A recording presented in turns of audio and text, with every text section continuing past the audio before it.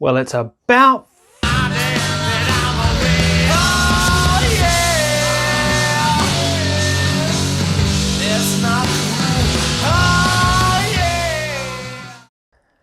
swag. Not bad.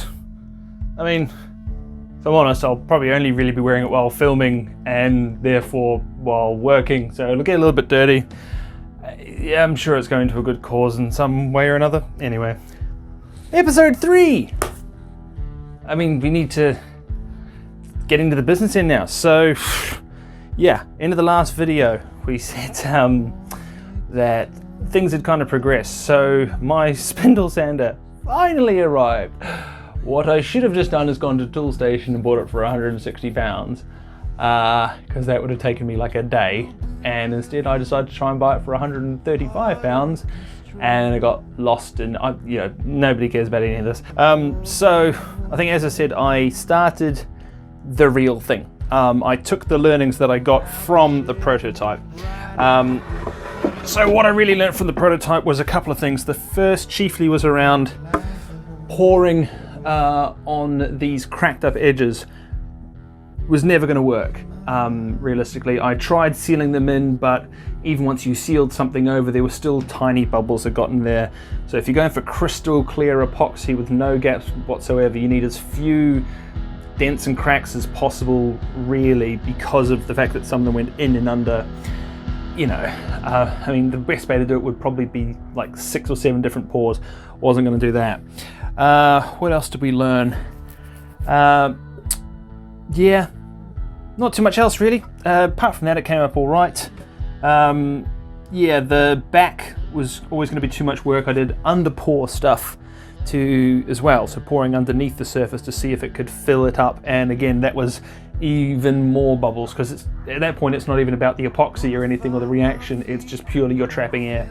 I think the ultimate takeaway is just not doing the back. The back can just be, shoe sugar barn scorched.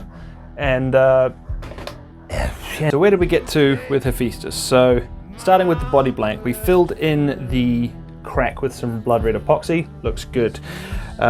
We then I did a step down, so eventually almost making like a rebate into the surface of the area that was going to be covered with the char. The reason for that being is that when I poured the epoxy on top, I didn't want to cover the entire guitar. I wanted to cover up to level with the guitar. It also meant that I could then, because I made the drop down about 3 mil, it also meant that I could plane off 1 to 2 mil and still have a mil or more of epoxy as a flat layer, level plane with the wood of the guitar. So that has ended up looking like this. So there's a nice, beautifully smooth transition, but that is all very well protected. There's no real issues about chipping and tear out. It was something I learned from the prototype, actually, was about there comes a point where about 1/2 mil of epoxy is not enough, and it starts to basically crack and flake off almost like plaster. So we learned from that.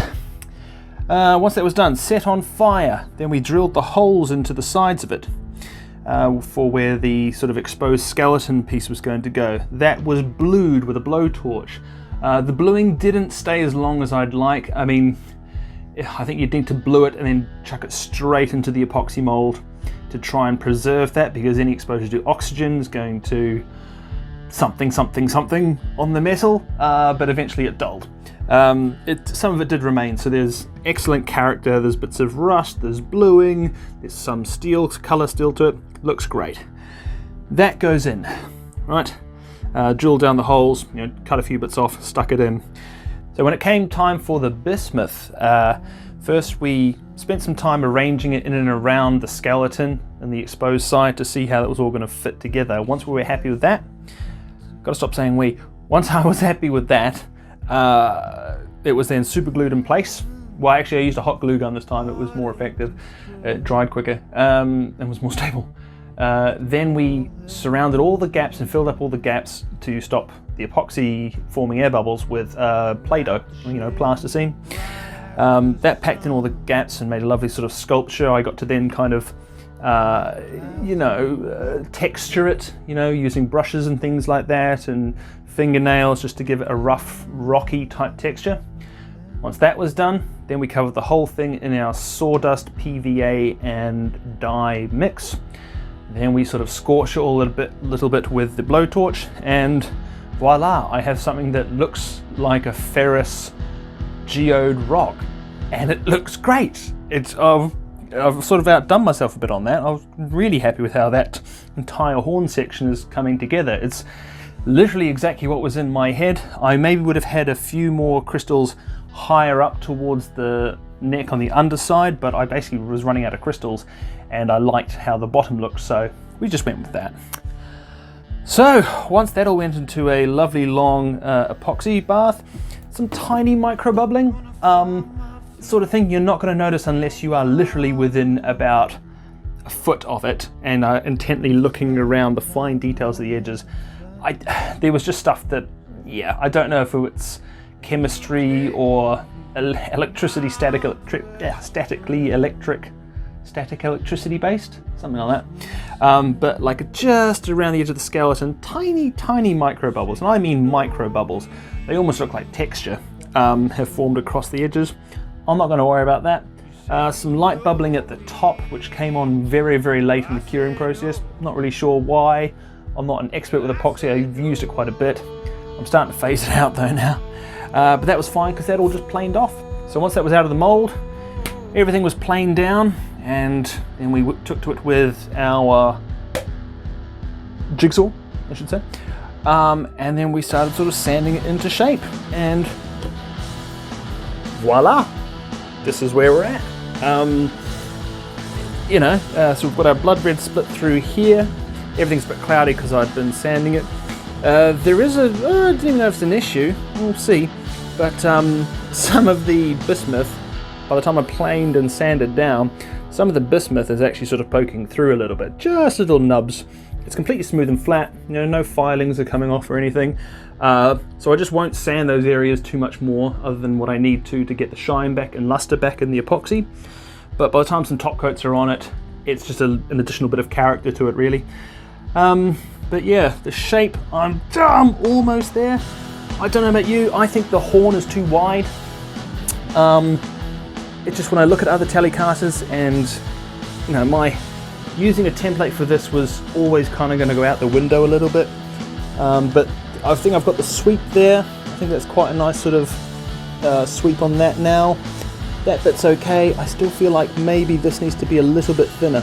I can't come too thin because there's the edge of the skeleton to consider, and the edge of the skeleton was essentially modelled on the dimensions of the horn that I cut off, because I made a Telecaster template and then cut the horn section off so that I could kind of treat it as two different stages.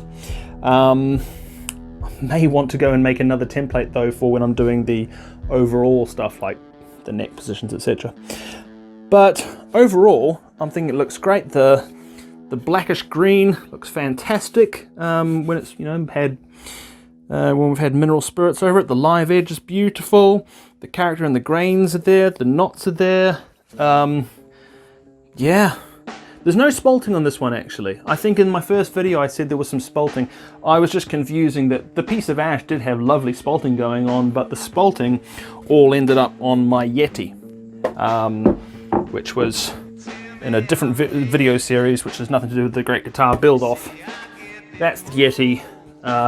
That's got all the spalting through the bottom there, and through to the other side, and exceptional figuring. So that's if you're bored after this, you can go watch the videos on this. It's excellent build, that one. Right, so, and this is where we've kind of all got to so far, so it's a bit of a catch up. So, today, oh, I should also say, neck coming in.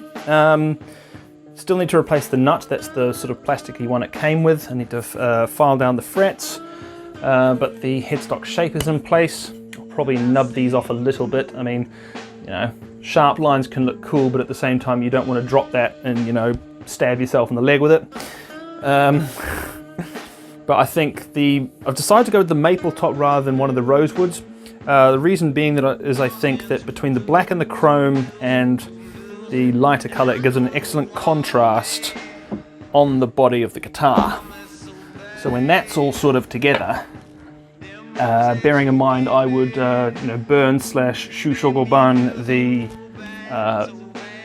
back of the neck and the headstock, I think that's going to look a little bit more impactful than using one of the rosewood ones, because they're a bit darker and dull. And to be honest, one of them, I mean, I'm no expert on rosewood, but one of them I'm fairly sure is not rosewood. When I compare it to like my actual expensive Gretches and things like that, it doesn't look like the same wood. I'm fairly certain it's a Chinese thing where they've dyed one of those woods, or maybe it's just one of those species like when people say mahogany, but what they actually mean is, you know, Indonesian mahogany, which isn't mahogany. I think it's Meranti. I don't know. So anyway, I'm rambling. What do we need to do? Well, much like in the Yeti, this is at the stage where the final sort of shaping needs to take place. But because that's going to involve some sanding down at the top, it's at a nice level spot right now. And, you know, I'm going to take a little bit more out of the side of the neck there. But before I do all that, I need to do my measuring and my placement of drill my holes. That way I'm free to basically sand and shape it until I'm happy without having to worry about coming back later and dealing with a slightly unrounded or, you know, declined surface. So, time to go do our placing of the neck, measuring, scale, you know, string scale length. Time to do all of our scale length and string spacing, bridge placement and everything like that. So we'll pop downstairs, we'll do that. Once that's all done, I can get out and I can finally finish shaving down the top with some sanding and rounding the edges. Then we're going to route a fairly dramatic 45-degree router edge around the side of it. I think just the aesthetic of the guitar, it's going to suit squarer, you know, squarer profiles and edges as opposed to perfectly round. So I'm not going to round anything off. Things will generally stay this shape, but as I said, with a 45-degree bevel. Probably front and back. And then after that, we're really just going to start decorating it and finishing it. So I'm getting excited because knowing how my other epoxy guitars have come out, this one is pretty much right up there and everything's coming out as I designed it. So, I mean, fingers crossed, no more tear outs, no more issues. Just practice on something and then execute. And I think we're going to have a special guitar.